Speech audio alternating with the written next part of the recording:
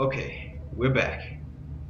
I took a little break to calm myself, although I'm currently recording this in a bulk, because that last episode really got me worked up a bit. Also, the narrator was just saying something, probably because I was idle for a while, but that doesn't really matter that much. I don't think it does anyway. So, let's go. Who's calling me? Good morning. Thank you for contacting the Future Happiness Foundation. We are confirming your shipment of 1,327 cardboard boxes to your place of work. Can you verify that this is correct? Excellent. Your order will arrive shortly. Thank you again for contacting the Future Happiness Foundation. That was weird. Let's go on.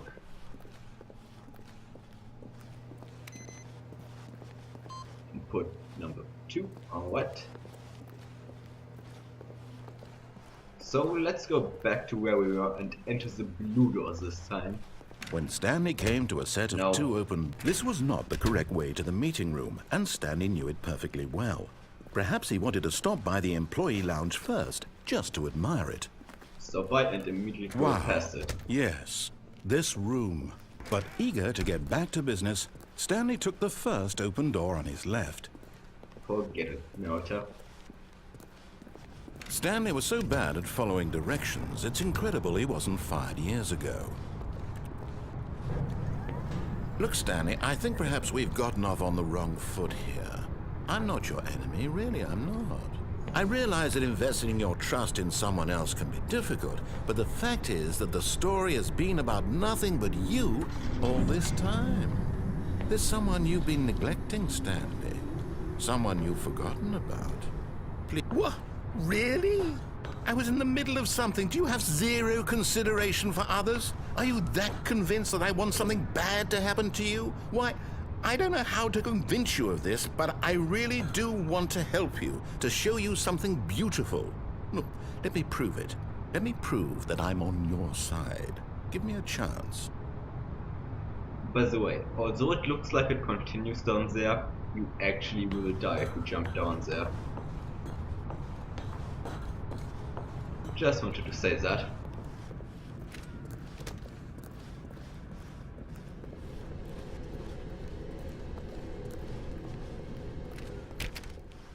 Now listen carefully, this is important.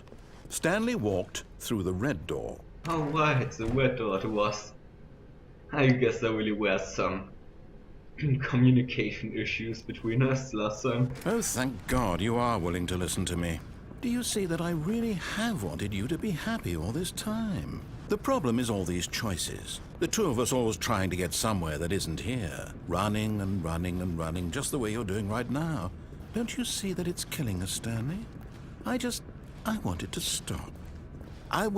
We would both be so much happier if we just stopped. And I think I have a solution. Here, let me show you. He just made me walk in circles. Or squares, whatever. This is dark. This is loading screen. This is even worse. What do we want? What are we looking for? Here. Yes. Oh, it's beautiful, isn't it? If we just stay right here, right in this moment with this place, Stanley, I think I feel happy. I actually feel happy. Did the narrator and we just take drugs? Because it sure seems like it. Holy crap. So bright it hurts my eyes. Let's go in here. No, wait. Where are you going? Somewhere else. Actually, let's go back. This looks cool down here. Right. Where were we?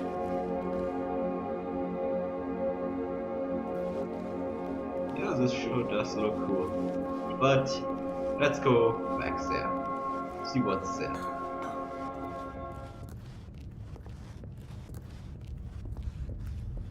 Oh no. Stay away from those stairs. If you hurt yourself, if you die, the game will reset. We'll lose all of this. Please, no, Stanley, let me stay here. Don't take this from me. I've killed myself voluntarily before, and I can't do it again. No! Or not. Oh, thank God. You lived. You had me worried there for a moment. Now, can we please get back to the other room? No. Support damage is bound to accumulate, and then kill me off. No, what are you doing, Stanley?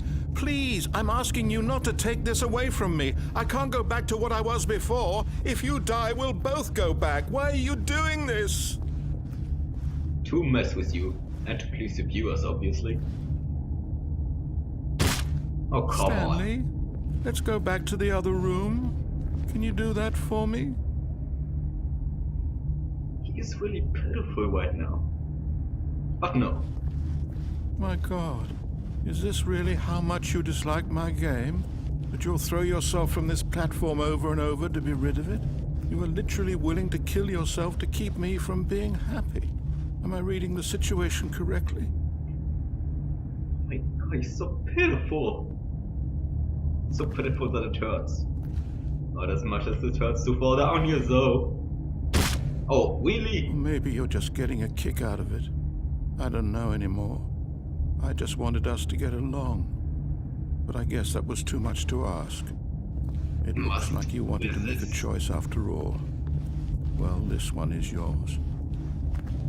Must resist pitying him. Must kill myself. Goodbye, narrator. See you next time around. Is it over? It's going to restart, isn't it? I'm going back.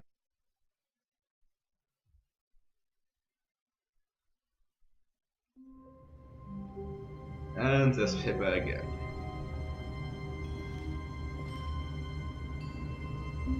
Okay, the clock is moving. I was worried there for a second. Oh. All of his co-workers were gone. What could it mean? Stanley decided to go to the meeting room. Perhaps he had simply missed a memo. Okay, now that we've gotten over the pity party, we've still got plenty of time left in this episode to get another ending.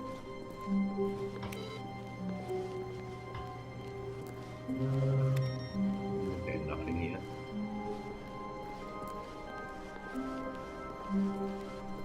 When Stanley came to a set of 2 open doors, he entered the door on his left. Let's ride the elevator This to was the end not the this correct time. way to the meeting room, and Stanley knew it perfectly well. Perhaps he wanted to stop by the employee lounge first, just to admire it. The lounge was sublime, a work of art. But eager to get back to business, Stanley took the first open door on his left. Maybe I should stay a bit more on the lounge right there. He seems to have more than just one set of dialogue per side. Stanley was so bad at following directions, it's incredible he wasn't fired years ago. Look, Stanley, I think perhaps we've gotten off on the wrong foot here. I'm not your enemy, really, I'm not. I realize that investing your trust in someone else can be difficult, but the fact is that the story has been about nothing but you all this time. There's someone you've been neglecting, Stanley. Someone you've forgotten about. Please, stop trying to make every decision by yourself. Now, I'm not asking for me, I'm asking for her. This is it, Stanley. Your chance to redeem yourself. To put your work aside. To let her back into your life. She's been waiting. That's her, Stanley. You need to be the one to do this. To reach out to her. If you can truly place your faith in another, then pick up the phone. Okay.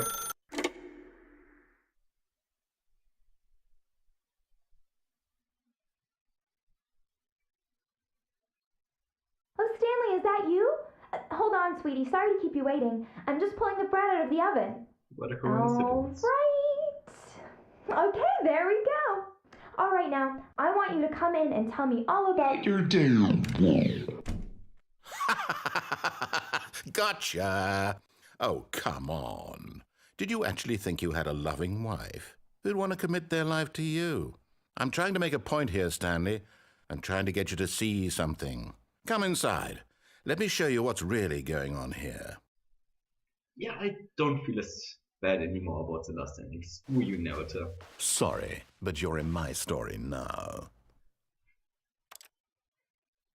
That sounded surprisingly sexually, and I don't like that one bit. This is a very sad story about the death of a man named Stanley.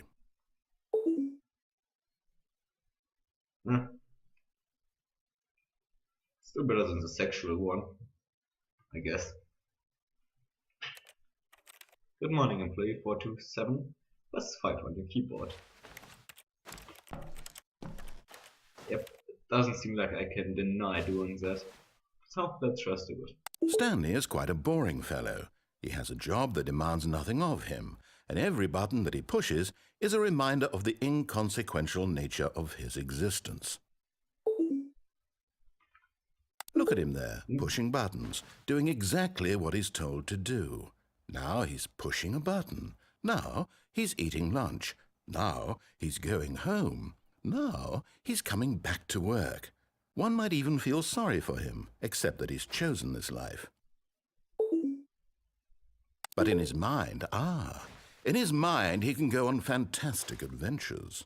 From behind his desk, Stanley dreamed of wild expeditions into the unknown, fantastic discoveries of new lands.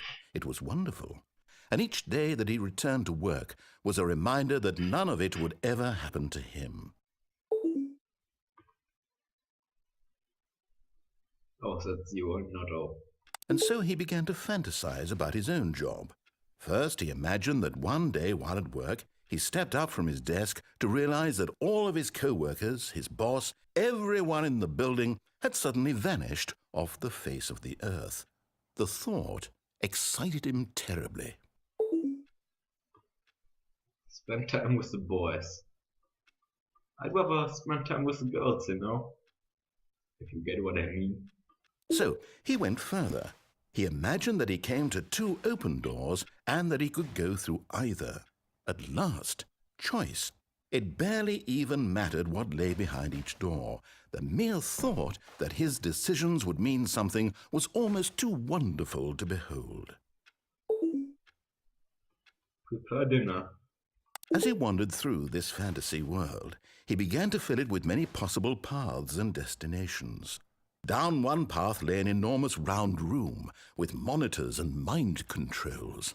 And down another was a yellow line that weaved in many directions. And down another was a game with a baby. And he called it the Stanley Parable. Screw you. We didn't get to the yellow line yet. Damn spoilers. It was such a wonderful fantasy, and so in his head he relived it again, and then again, and again, over and over, wishing beyond hope that it would never end, that he might always feel this free.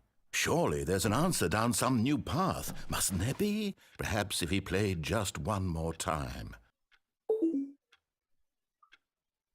Tell your wife you love her. But there is no answer. How could there possibly be? In reality, all he's doing is pushing the same buttons he always has. Nothing has changed. The longer he spends here, the more invested he gets, the more he forgets which life is the real one. Can I just keep the carpet, please? At least that.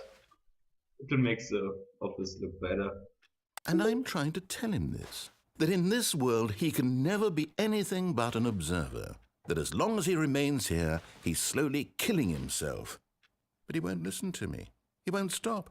Here, watch this. Stanley, the next time the screen asks you to push a button, do not do it. Please press it to be at work in the morning.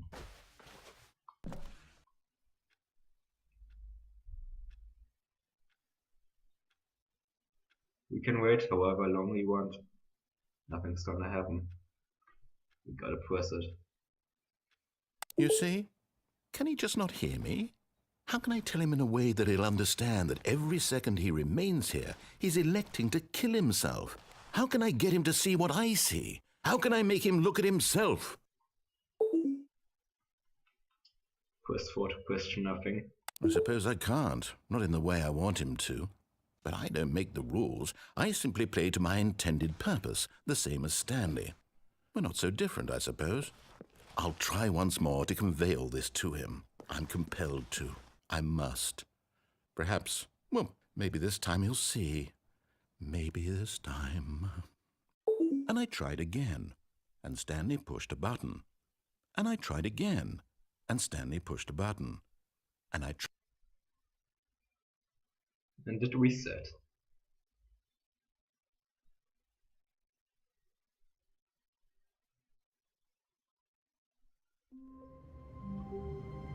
Both of these endings were pretty sad in their own way.